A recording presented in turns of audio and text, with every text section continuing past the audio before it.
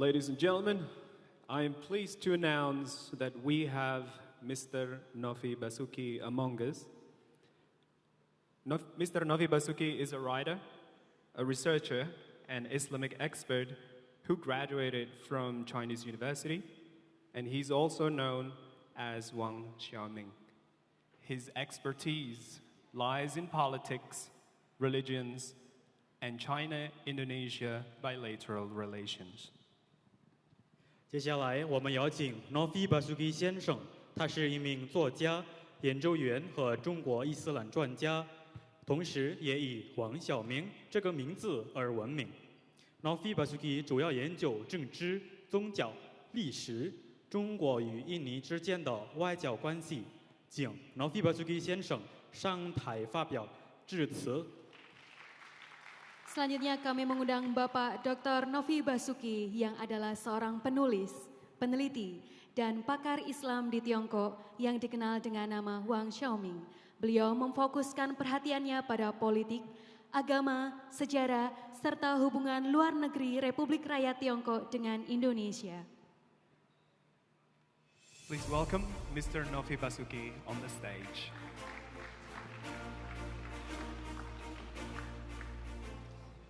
尊敬的马中大学校长，可以翻译成印尼语吗？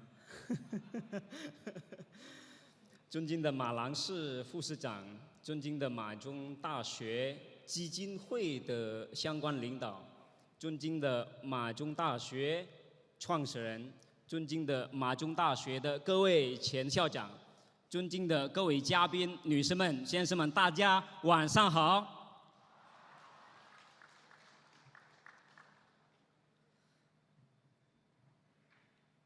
能够站在这里，是我的莫大的荣幸。Saya merasa sangat terhormat sekali bisa berdiri di depan Bapak Ibu sekalian. Diminta oleh Pak Rektor untuk memberikan sepatah dua patah kata terkait kenapa kita wajib, kalau saya boleh menggunakan istilah Islam, untuk belajar bahasa Mandarin. 因为刚才我们的校长用了一个成语，也就是我们学校的校训呢，饮水思源。所以我今天晚上请容许我也引用中国的成语，先开始我的演讲，也就是中国的。 有一句成语叫做“不顾雷门”。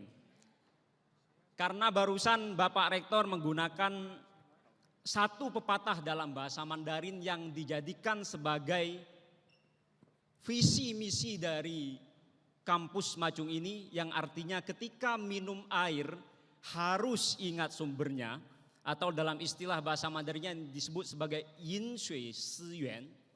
Maka saya mohon izin untuk juga ingin mengutip satu pepatah bahasa Mandarin yang bunyinya Puku Leimen. Konon dalam sejarah Tiongkok klasik, dulu di daerah Zhejiang, Zhejiang ini adalah tempatnya Alibaba. Itu ada suatu gerbang yang sangat besar, di mana di depan gerbangnya ada genderang yang ketika ditabuh nyaringnya itu sampai ke kota-kota lain yang bahkan jauh dari kota tersebut. Tapi pada suatu hari tiba-tiba ada satu orang yang datang ke depan gerbang itu membawa genderang, tapi genderangnya ini terbuat dari kain, bukan terbuat dari kulit lembu, dan ingin menabuh di depan gerbang itu, dan ternyata karena terbuat dari kain tidak bisa berbunyi senyaring dengan genderang yang ada di depan pintu gerbang itu. Ini kemudian diartikan sebagai orang yang tidak tahu diri menyampaikan hal-hal di depan para ahli. Nah, orang yang membawa genderang yang terbuat dari kain itu adalah saya pada malam hari ini. Karena saya harus berbicara di depan para Bapak Ibu sekalian mengenai pentingnya kenapa kita harus belajar bahasa Mandarin. 为什么我们要学汉语？第一个原因呢，因为中国是一个发展速度很快的一个国家。Karena alasan pertama adalah karena Tiongkok saat ini adalah negara dengan pertumbuhan yang sangat cepat di dunia ini. Kalau bukan yang tercepat. Kita mungkin bisa mengutip sejarah sekilas. Tiongkok baru merdeka pada tahun 49, Indonesia merdeka tahun 45. Tiongkok adalah adiknya Indonesia dari segi usia. 49 sampai 78 Tiongkok masih jauh lebih miskin dibandingkan dengan Indonesia. Tapi Bapak Ibu sekalian, setelah 78 diejawantahkan apa yang disebut sebagai kebijakan Kaige Kaifang, reformasi dan keterbukaan dalam waktu hanya sekitar 40 tahun, Tiongkok sudah menjadi negara yang bisa sanggup membikin ketar-ketir Amerika. Sementara Indonesia dari 45 sampai tahun 2023 ini GDP kita paling gampang kalau untuk mengukur suatu kekuatan ekonomi masih bertengger di angka ribuan US dollar. Sementara Tiongkok sudah belasan ribu US dollar.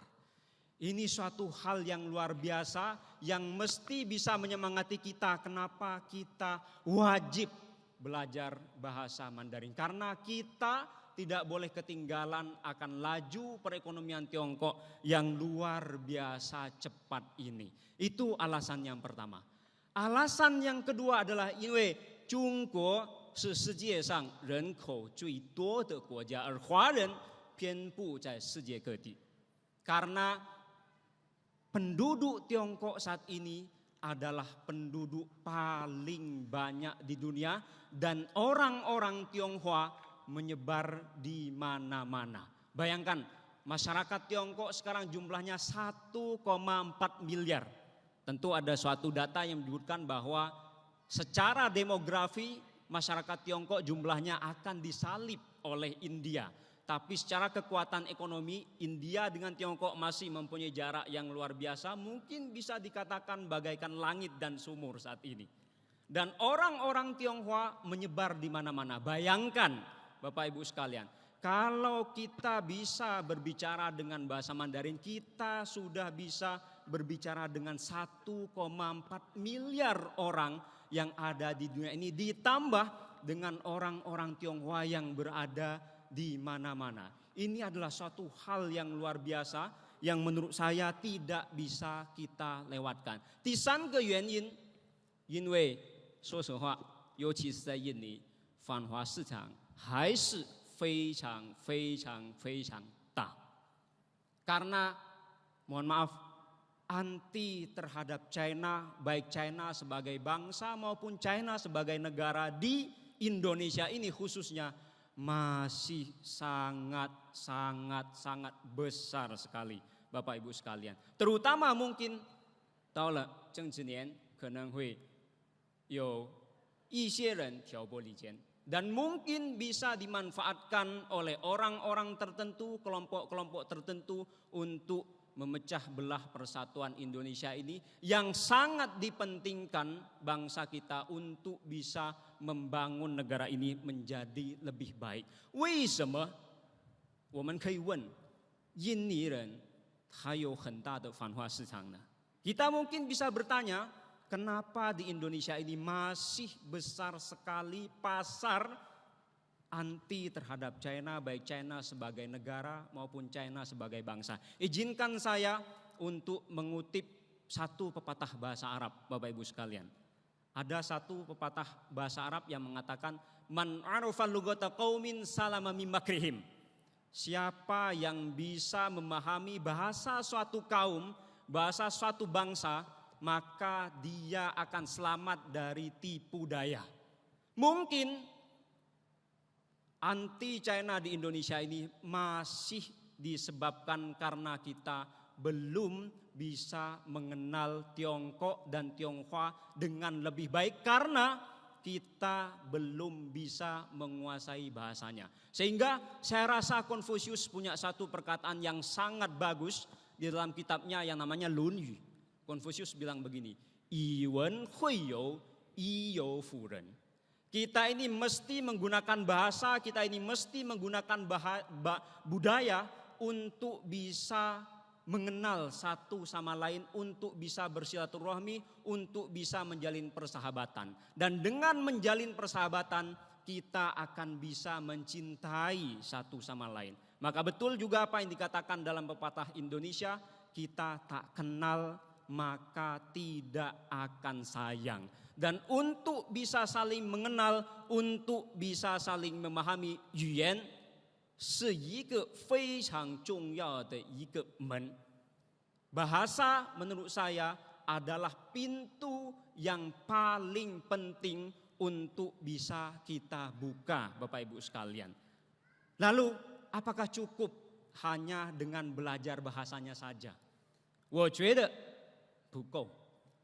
Kalau menurut saya masih belum cukup. 为什么？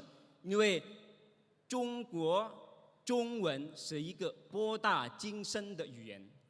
Karena bahasa Mandarin adalah bahasa yang sangat dalam maknanya, penuh dengan filosofi kehidupan. Tadi saya sempat berkomunikasi dengan jajaran pengurus di Universitas Macung, menyampaikan kekhawatirannya akan degradasi moral yang ada di Indonesia ini. Banyak sekali mungkin orang-orang pintar, tapi belum tentu punya moral. Dan dalam ajaran Tiongkok klasik, dengan belajar bahasa Mandarin, ajaran Tiongkok klasik sangat menekankan pentingnya moral.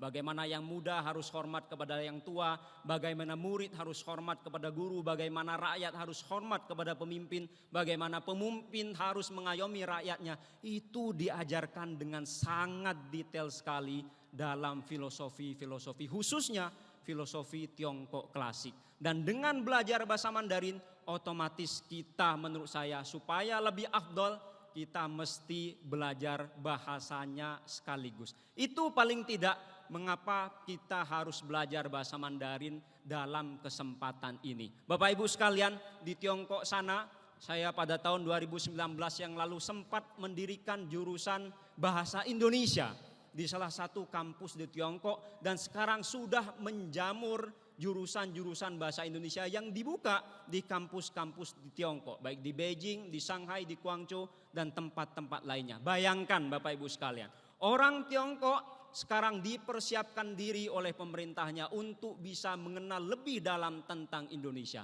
Masa kita sebagai negara yang hanya berbatasan lautan dengan Tiongkok tidak mau belajar bahasanya, di mana Tiongkok sedang maju-maju pesatnya?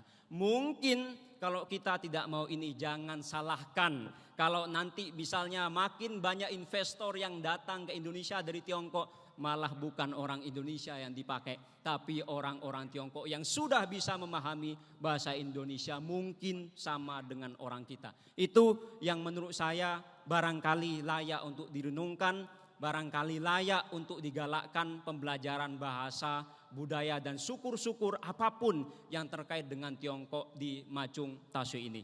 Saya kira itu saja yang bisa saya sampaikan Bapak Ibu sekalian. Tentu 很多问题很多错误，请大家请各位请多多包涵，谢谢大家。Assalamualaikum warahmatullahi wabarakatuh.